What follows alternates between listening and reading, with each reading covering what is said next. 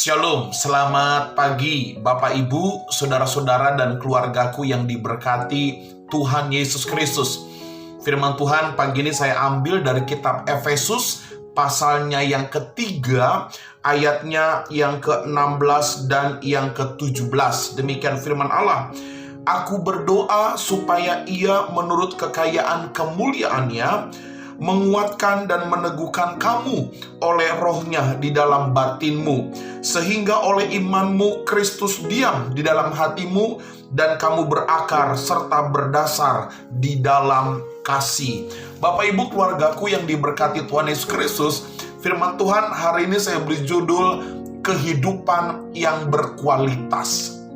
Saudara, ayat yang tadi saya baca dalam kitab Efesus pasal yang ketiga, ini adalah doa Rasul Paulus kepada jemaat di Efesus supaya orang-orang Efesus mengalami segala kelimpahan, supaya orang-orang Efesus dikuatkan, diteguhkan, bahkan dalam pengiringannya kepada Tuhan mempunyai nilai-nilai iman Kristen yang berkualitas.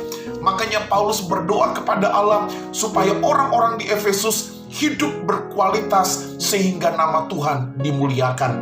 Bapak Ibu keluargaku, kebanyakan kita orang Kristen sebagai orang percaya, kita memang mencintai Tuhan.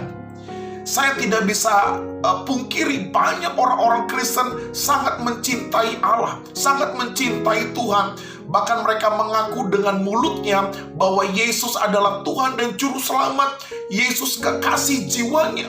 Tetapi sayang saudara, ketika banyak orang-orang Kristen yang mencintai Yesus, tetapi kehidupannya tidak berkualitas. Sehingga akibatnya saudara, banyak orang-orang Kristen hidupnya tidak berguna, bahkan menjadi batu sandungan bagi sesamanya. Di sisi yang lain mereka mencintai Allah, tetapi hidupnya tidak berkualitas, hidupnya tidak menunjukkan kemuliaan Allah, hidupnya menjadi batu sandungan, hidupnya tidak berguna bagi sesama. Bapak Ibu keluargaku, Tuhan menghendaki kita punya iman yang sungguh.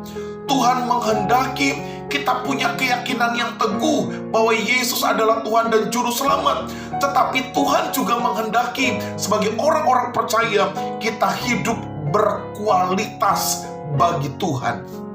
Di mana engkau berada, di mana engkau ditempatkan Tuhan dalam pelayanan dan pekerjaan, maka hidup kita dipastikan memiliki kualitas yang teruji sehingga nama Tuhan dimuliakan. Bapak Ibu keluargaku, kalau kita bicara mengenai kehidupan yang berkualitas, apa yang dimaksud dengan kehidupan yang berkualitas menurut firman Allah?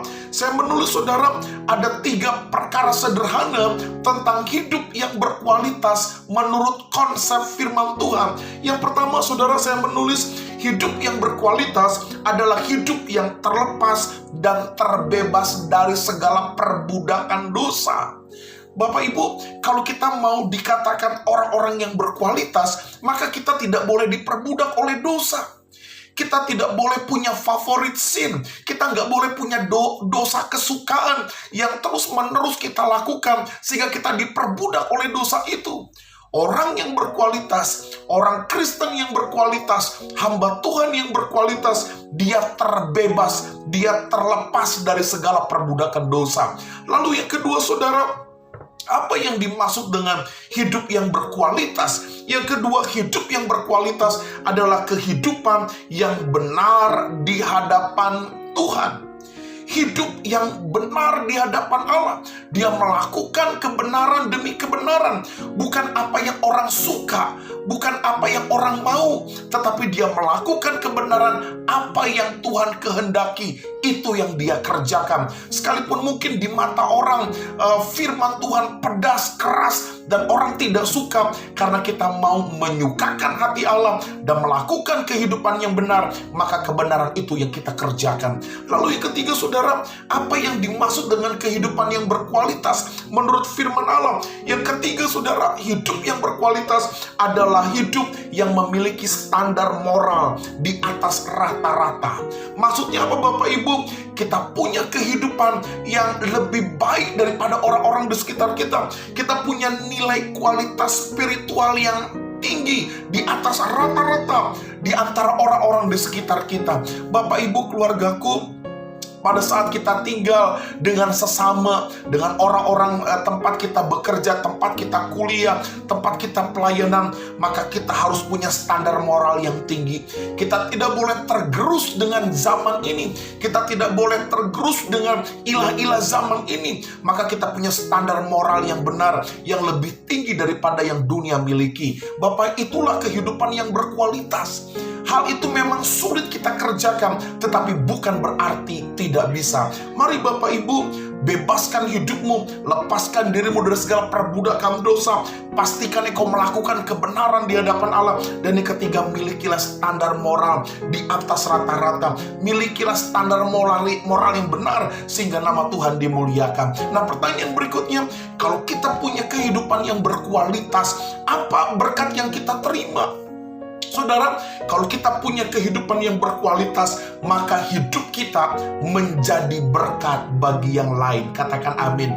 Bukankah itu yang Tuhan mau? Ya, anak-anak Tuhan, hamba-hamba Tuhan, hidupnya harus menjadi berkat bagi yang lain. Kita jadi berkat bagi sesama kita. Kita jadi panutan bagi sesama kita.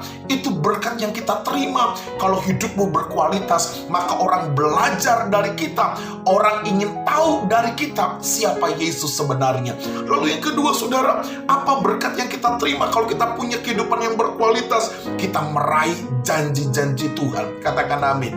Kalau kita sudah menyukakan hati Allah karena hidupmu berkualitas, maka janji firman Allah akan digenapi dalam kehidupan kita. Dan yang terakhir, kalau engkau punya kehidupan yang berkualitas, saya katakan sebagai hamba Allah, engkau akan memiliki kehidupan yang indah di dalam Tuhan. Bapak Ibu keluargaku, terlalu mudah untuk Tuhan memberkati engkau dengan kehidupan yang indah. Yang jadi masalah adalah, sanggupkah kita, mampukah kita melakukan kebenaran demi kebenaran, sehingga hidupmu berkualitas, memuliakan Allah, sehingga Tuhan nyatakan kehidupan yang indah, rancangan yang penuh dengan damai sejahtera menjadi bagian buat kita. Selamat pagi keluargaku, tetap semangat jalani hidup ini. Pastikan hidup kita berkualitas bagi kemuliaan Tuhan. Shalom.